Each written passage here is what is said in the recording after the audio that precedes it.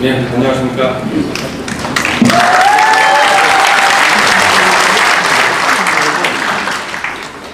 한 감옥에서 나온 지 한 2달 정도 됐는데요. 혹시 옥중에 있을 때 이 행사를 준비하신 국권 그리고 일파만파 제 구명운동을 많이 해주셔가지고 이분들이 기획하는 행사는 저는 당연히 돕는 차원에서 참여를 하겠다고 생각을 했었는데 생각보다 이 기획하는 과정에서 점점 더 판이 좀 커진 것 같습니다.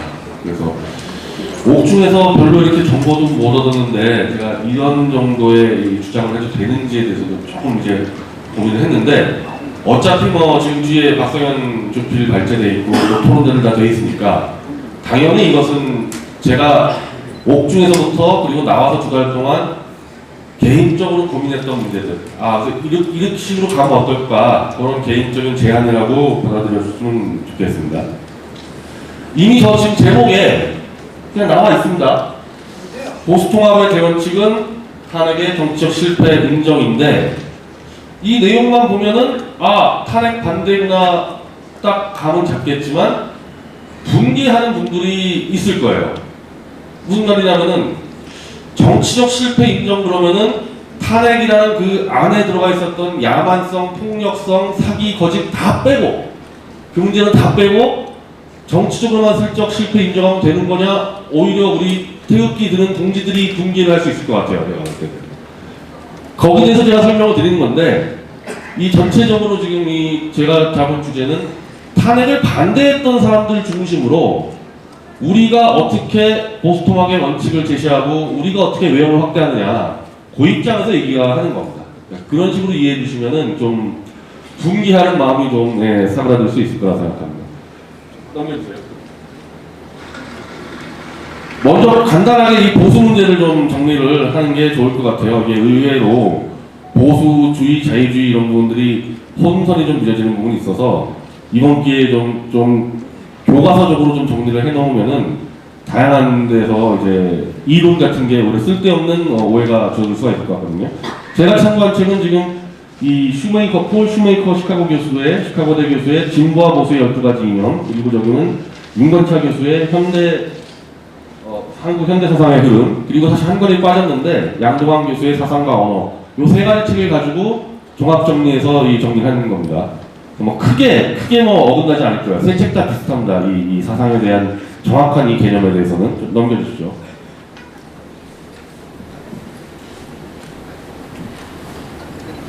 예, 3페이지 넘겨주세요. 자, 우리 흔히 보수라고 했을 때요. 우린 지금 정치 영역에서의 보수 진영을 얘기하는 겁니다. 우리 보수라는 표현을 쓴다는 것 자체가 보수 진영이라는 진영을 얘기하는 거고 지금 여기서 얘기하는 건요. 사상이에요. 정치 사상. 자, 그럼 보수주의가 뭐냐? 보수주의가 뭐냐 답을 할 때 이런 식으로 설명을 하시면 돼요. 누가 물어보더라도. 이거는 정확하게 미국과 영국의 개념이에요. 보수주의라는 것은. 미국과 영국의 정치 발전의 흐름, 그 당시 과격한 프랑스 혁명과 대비돼서 점진적이고 합리적이고 아주 온건한 방법으로 자유민주주의와 시장경제를 발전시킨 그 정치 문화와 전통을 보수주의로 이야기하는 겁니다. 사실은 한국에서는 그냥 써먹으면 안 되는 게 미국과 영국은 이런 식으로 정치와 경제를 발전시킨 빛나는 전통이 있는데 영국은 그 1000년도에 대헌장부터 시작되는 거죠. 마그나카르타부터. 사실은 한국은 워낙 급속도로 경제와 이 제도가 발전해버렸기 때문에 이쪽과 그대로 가져올 수는 없는 개념인데 지금은 이제 우리가 흔히 보수 쓰니까 그렇다면 사실은 대한민국 우리 지금 이 땅에서 쓰는 보수주의라 그러면요 쉽게 얘기하면은 친미예요. 친미. 예. 미국의 정치 전통도 사실 영국의 정치 전통이 그냥 넘어왔기 때문에 우리가 보수라고 한다면은 미국식 민주주의, 미국식 시장 경제를 지지한다는 개념이 돼버리는 겁니다. 이 문제 때문에 미국과 영국의 전통을 우리도 받아들인다. 그래서 사실 친미라고 얘기는 되는 거죠. 이 정도면 보수주의는 그런 식으로 정도로 정리를 해야 되는 거고 자유주의라는 것은 쉽죠. 왕조, 공건제의 관습을 타파하고 개인의 자유와 권리를 중시하는 아주 개인주의, 우리가 흔히 얘기하는 개인주의 사상, 사유재산 문제. 내 자유는 어느 누구도 침해할 수 없다. 이런 부분인데 사실 이게 이 자유주의가 어느 쪽에서는 좌파와 손을 잡을 때가 있고 어느 쪽에서는 우파랑 손을 잡을 때가 있습니다. 이게 왔다 갔다 해요, 자유주의가. 그래서 실제 우리가 좌우파 얘기하면 이분법이지만은 실제로는 보수주의, 자유주의, 사회주의 3분법인데 자유주의가 좌로 갔다 우로 갔다 왔다 갔다 하면서 그래서 좌우파 이분법이 되는 겁니다. 그리고 뭐 사회주의는 뭐 다 아시겠지만은 고대로부터의 평등 공산사회를 동경하며 근대에 들어 이를 체계화된 사상, 뭐 더 설명드릴 거 없죠. 네. 사쪽으로 연결되세요. 그래서 이거를 한국적 적용을 한다면은 지금 현재 특히 점점 더 심해지고 있어요, 이 문제가. 북한, 중공 등의 전체주의 집단과 맞서고 있기 때문에 아까 얘기했었던 이념 사상으로의 친미 보수주의와 내 개인의 자유를 지키겠다는 자유주의가 거의 하나로 뭉쳐져 있는 상태입니다. 앞에 그냥 사회주의도 아니죠. 저 북한 저 김정은이 그거 엄밀하면 사회주의도 아니죠, 그거. 그 왕조 이상한 사회 아니에요? 왕조 같은 거 아닙니까? 사회주의도 아닌. 그런 전체주의 집단과 맞서 있고 실제로 우리 대한민국 국민을 위협하고 있기 때문에 영국과 미국의 빛나는 전통을 받아들이고 그걸 계승하자는 보수주의와 내 자유를 침해하는 것은 목숨 걸고 싸우겠다는 자유주의가 거의 완전히 뭉쳐져 있는 겁니다. 구분이 거의 무의미할 정도로. 예를 들면 요즘에 저 우리 보수 쪽 우리 동지들이 좋아하는 이현주 의원이 있잖아요. 지금 이제 무소속인데 그분은 걸어온 그 행적이나 발언이나 그 명백히 자유주의자거든요. 근데 지금 그분이 자유주의니 보수주의 구분이 안 되잖아요. 한데 뭉쳐서 지금 싸우고 있는 겁니다. 이 전체주의 집단과 보수주의와 자유주의가 한데 뭉쳐서 같이 싸우고 있기 때문에 구분이 거의 무의미하다. 그래서 그냥 우리가 범보수 이렇게 얘기해도 되고 그 범보수라고 얘기하면은 아까 얘기했던 이현주 의원까지 포괄되는 자유주의가 그냥 포괄되어 있는 겁니다. 보수라 얘기할 때. 그래서 너 보수, 넌 왜 자유주의 그럴 필요 없어요. 보수, 자유주의 다 포괄되어 있는 내용이 됩니다. 그래서 보수 통합이다 그러면은 우리는 자유주의까지 포괄하는 개념이라고 생각하시면 됩니다. 이걸 제가 설명드리려고 지금 좀 복잡한 말씀을 드린 거예요. 다음 페이지 넘겨주세요. 자, 이렇게 놓고 보면은 박근혜 대통령 탄핵이 지금 얘기한 사상적 가치에서 보수주의와 자유주의의 원칙을 완전히 파괴했다는 것을 알게 될 겁니다. 그 보수와 자유의 가치를 제가 설명드렸잖아요. 그거를 놓고 박 대통령 탄핵이 진행됐던 과정을 보면은 이 두 가지, 지금 대한민국을 지키는 자유와 보수의 원칙을 완전히 파괴한 행위라는 게 입증이 될 거예요. 넘겨주세요. 너무 많은데 우리 선수끼리 다 아는 얘기여서 제가 그냥 간략하게만 정리를 했습니다. 이게 왜 보수주의와 자유주의 원칙을 다 파괴시켰냐? 제가 볼 때 지금 제일 심각한 문제가 탄핵 전후로 너무 많은 거짓말이 튀어나왔다는 거예요. 여기가 제일 문제가 되는 거예요, 사실. 인간적인 배신, 정치적인 배신, 그건 다음 문제고, 이 월간조선 배진영 기자가 탄핵이 이제 2016년 10월 24일 JTBC의 태블릿 뉴스 보도로 시작됐습니다. 그 주부터 촛불 집회가 나왔어요. 그래서 12월 8일날 탄핵이 가결되는데 10월 24일부터 12월 8일까지 탄핵이 가결되는 2달 동안에요. 배진영 차장 혼자 잡아낸 거짓 뉴스가 25개예요. 그 25개 뉴스를 보면요. 무슨 박 대통령이 세월호 7시간 동안 마약을 했니? 비아그라를 사가지고 다 나눠줬니? 성형수술을 했니? 그리고 무슨 최태민 목사가 주술을 걸어놔서 무슨 뭐 옛날 러시아의 라스푸틴 같은 역할을 했니? 그 최순실 뭐 아들이 청와대에서 일을 하고 있니? 이게 지금 무슨 포털세트 댓글 얘기하는 게 아니에요. YTN부터 등등 뉴스의 국내 언론사가 한 보도들입니다. 그런 완전 거짓말이 25개, 배진영 차장 혼자 잡은 게 25개, 미디어 시간 8개 더 잡아가지고 30개 이상의 거짓말들이 난무했다는 거. 이게 2017년 1월 정도 가면요, 사실상 언론사들이 다 인정을 했어요. 거짓말이라고 다 인정을 했어요. 정정보도 했는데 의미가 없어지는 거죠. 그때 이미 탄핵이 가결되고 국회에서 탄핵이 가결된 이상 무소수를 써서라도 헌법재판소에서 통과를 시켜야지.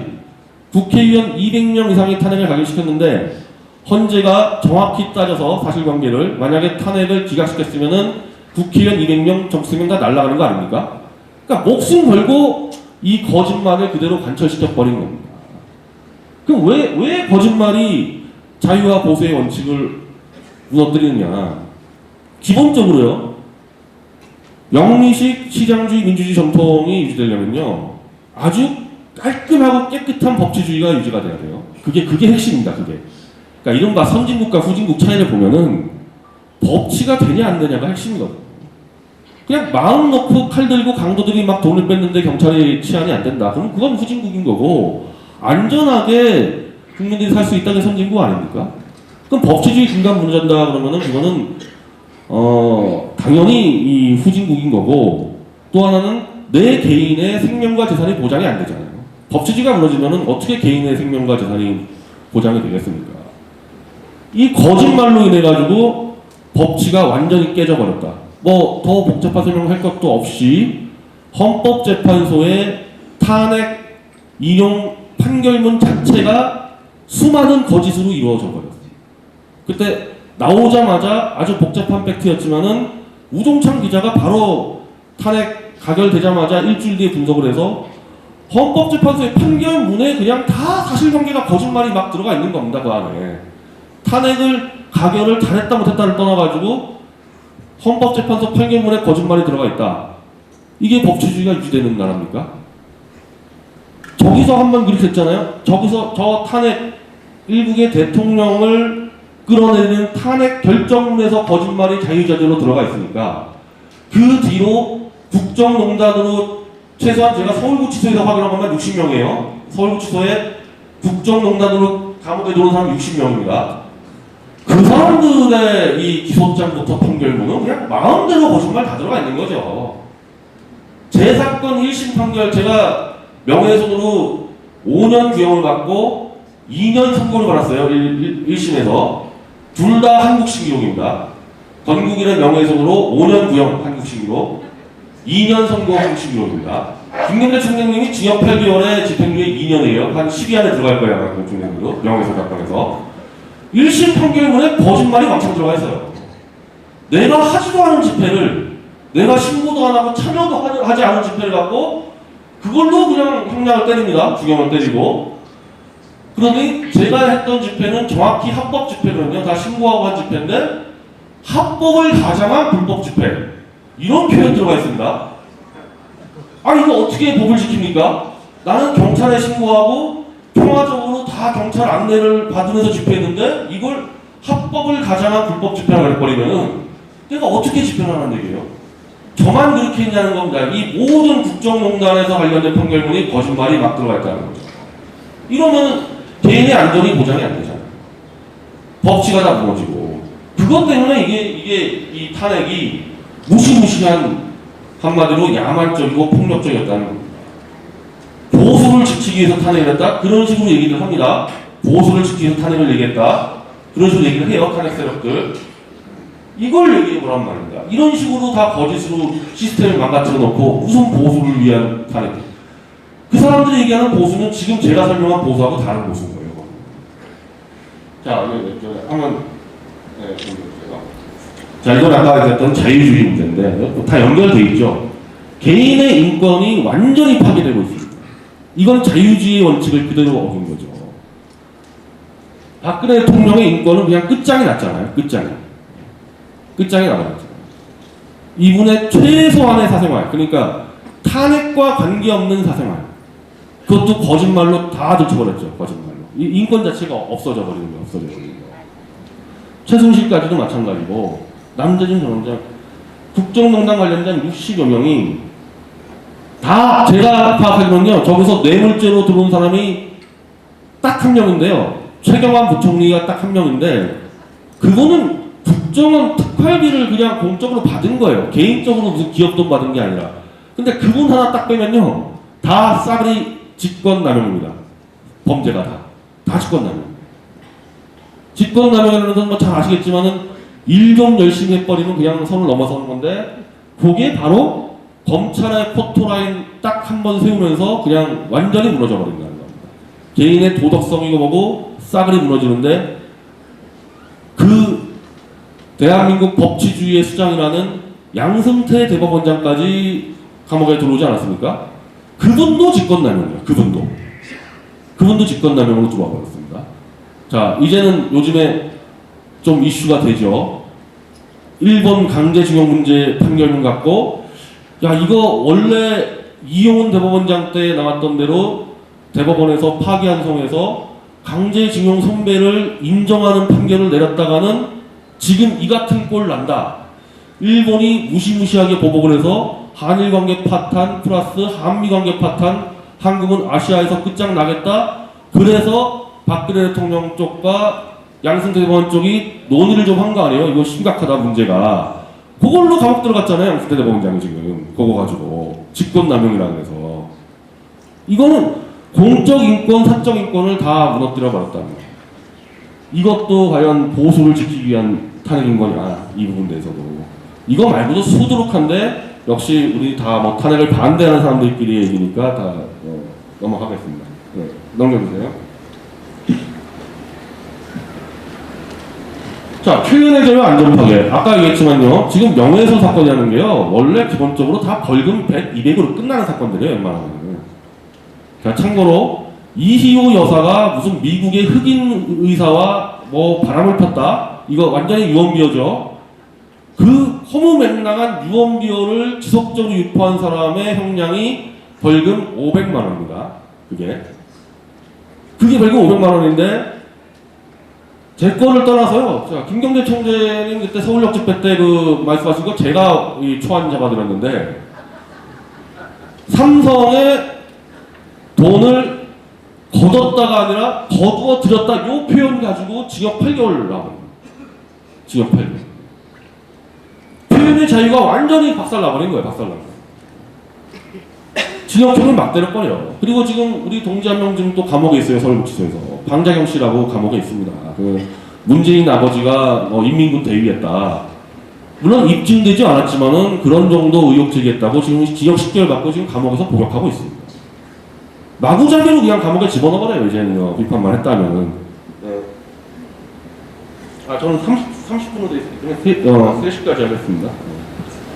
자, 그리고 이것도 참 황당한 건데요. 3월 12일 탄핵 선고일에 4명의 태극기 국민 돌아가셨죠.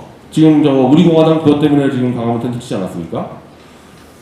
아무 이슈가 안 됐어요. 그때 그 당시에 집회에서 4명이 돌아가셨는데 사회적으로 아무 이슈가 안 됐습니다. 백은종이 아니죠. 백남기 그거 물대포 맞아가지고 현장에서 돌아가신 게 아니라 그분은 병원에 가서 돌아가셨는데 그 난리를 치지 않았습니까? 이분은 다 현장에서 직사하신 분들인데도 자, 태극기 너희는 죽어도 돼. 그 얘기잖아요. 그거는. 똑같은 집회하다 돌아가셨는데 촛불 있으면은 그 인권을 지켜주고 태극기 든 사람은 너희는 죽어도 돼. 그렇게 가버린 겁니다. 이거 자체는 인격의 침해이긴 하지만요. 평등권 침해예요. 평등권 침해. 딱 편 갈라서 우리 쪽은 죽어나가도 돼. 자, 이게 다 탄핵의 결과입니다. 이 탄핵에 대해서 나라가 이꼴 돼버린 거예요. 이거. 저는 탄핵을 찬성했다는 그 사람들 저쪽 좌익 말고 우리 바운더에 있던 사람들이 물어보고 싶어요. 이 사건 대해서 어떻게 생각하냐. 이 사건 대해서. 이것도 답을 해줘야 되는 거 아닙니까?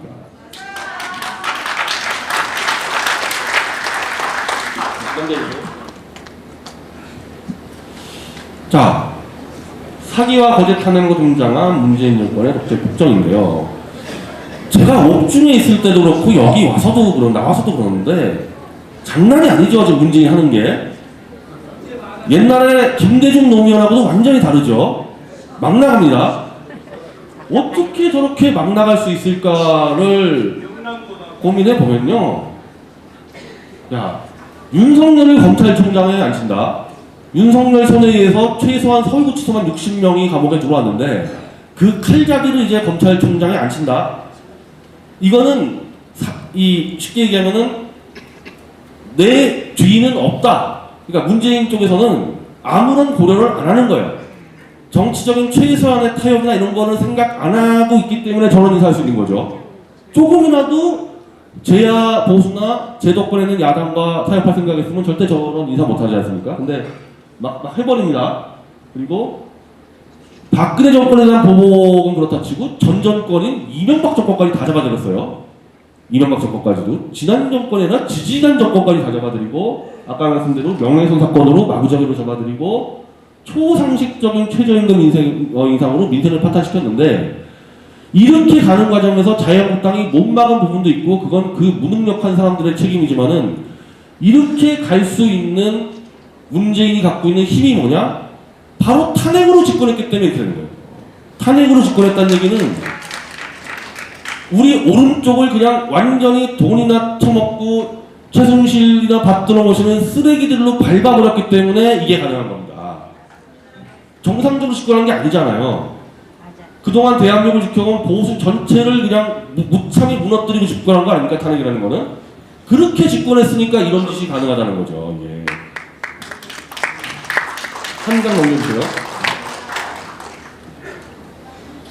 만약에 그 당시에 자유한국당만 제정신 차리고 당론으로 탄핵 반대를 정했으면 탄핵은 안 되죠.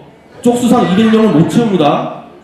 2016년 12월 8일 날 국회 투표할 때 자유한국당 그 당시 이정현 대표 그리고 정지석 원내대표가 의총을 통해서 토론을 하고, 토론한 다음에 자, 우리 자유한국당은 탄핵 반대한다 그랬으면 탄핵 안 되는 거죠.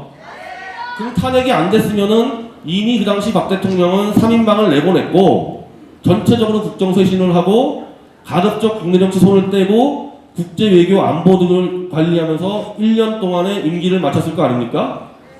그렇게 한 다음에도 문재인이가 집권할 수 있는데, 그런 방식으로 문재인이 집권한 거랑 박 대통령을 감옥에 집어넣고 60여 명을 감옥에 집어넣고 완전히 오른쪽을 밟고 집권한 거랑 그게 차이가 없냐는 말입니다. 지금의 문재인이 국정 운영하는 데 있어서.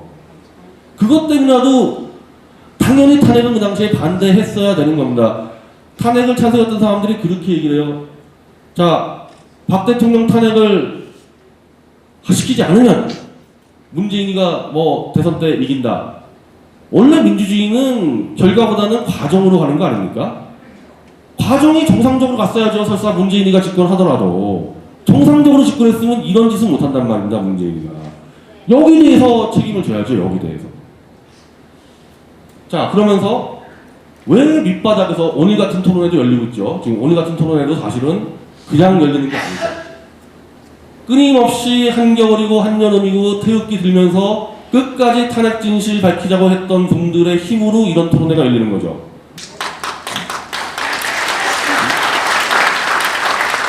자, 그러면서 탄핵을 찬성했던 국민들도 이제 주로 최저임금 직격탄 맞아가지고 자기 삶이 파괴되는 자영업자나 농민 쪽을 중심으로 문재인 잘못 뽑았다, 내 손가락 자르겠다고 얘기하는 사람들이 나오고 있는데, 그런 사람들은 언론에 속아서 탄핵을 찬성했더라도 아니 그냥 박근혜 놔둘 걸, 그런 생각 한단 말이에요. 아, 왜 이상한 놈 들어가지고 완전 망쳐놓나. 그러니까 자연스럽게 문재인 정권과 박근혜 정권을 비교해서 탄핵에 대해서 아니 내가 잘못 생각한 거 아닐까 이런 생각도 한단 말입니다. 그래서 탄핵 반대에 이 힘이 자꾸 받는 거예요. 그것 때문에. 그래서 사실은 그것 때문에 요즘 뭐 홍문종 대표님 오셨지만은 우리 공화당 지지율 올라가잖아요. 자유한국당 이제 10%대로 떨어졌더만 자유한국당 지지율.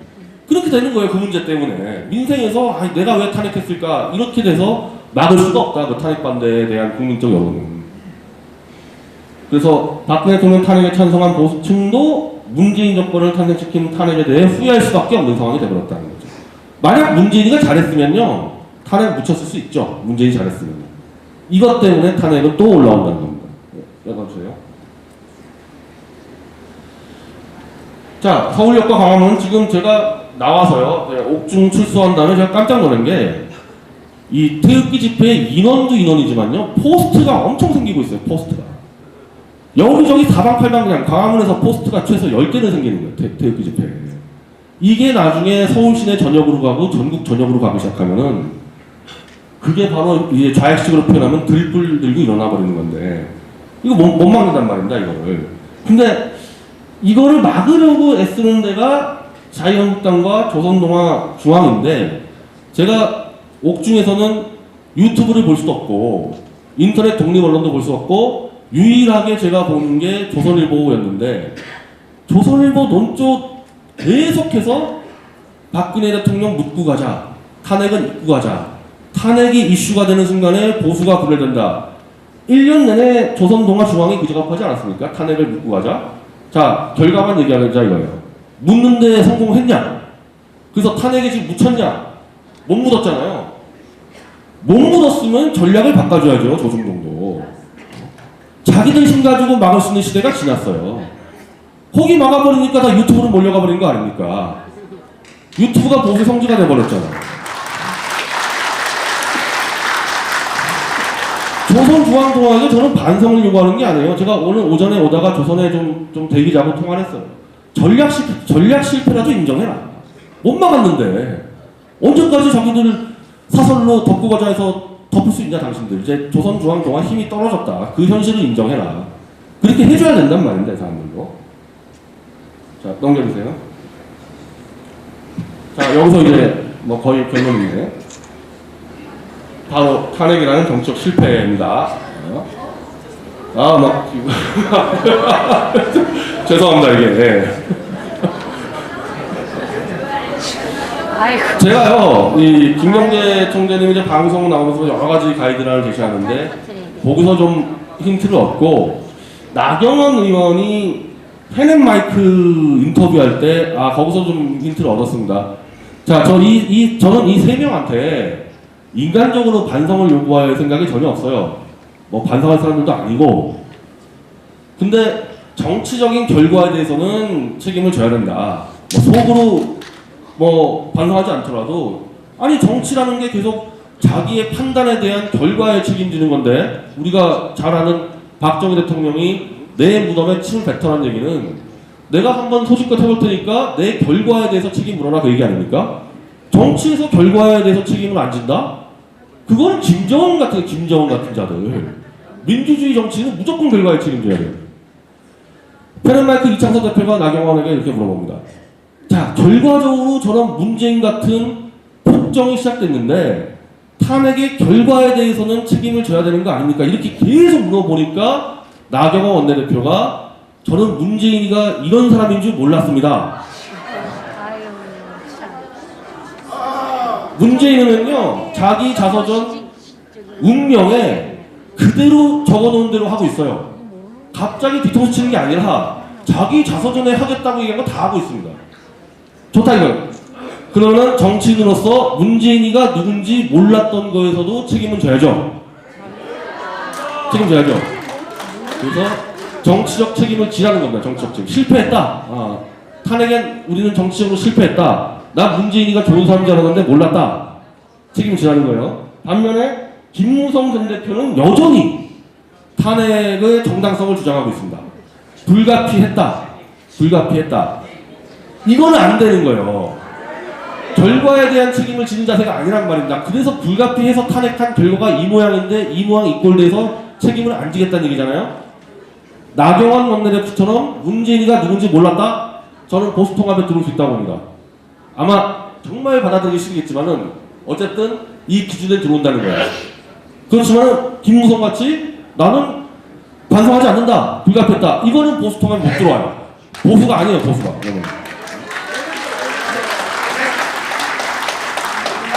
이 기준을 정하자는 거예요. 이 기준. 탄핵은 그래도 나는 열심히 했고 순수하게 했지만은 정치적으로 실패했다. 요거 인정하는 데까지가 보수통합의 마지막 경계는 아닌 겁니다.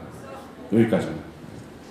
그리고 그 이후에 여러 가지 방식들은 뭐 각자 아이디어가 있을 거예요. 이제 뭐 토론회도 나올 거고 뭐 김경재 총재님도 계속 그런 말씀하시니까 그냥 넘겨주시죠. 자, 그래서 자유한국당은 당론 확정해라.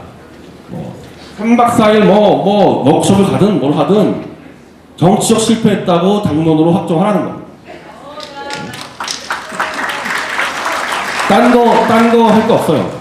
딴 거 할 거 없고 황교안 대표 뭐 요즘에 뭐 요리사 뭐 복장하고 다니기도 하고 하는데 그게 문제가 아니고 어디 저 섬에 들어가서 한 100명 다 데리고 들어가서 3박 4일 4박을 동안 토론해서 자유한국당은 탄핵에 대한 정치적 실패했다고 딱 당론만 정해주면 돼요. 다른 거 요구할 거 하나도 없어요. 그것만 해주면 되는 거예요.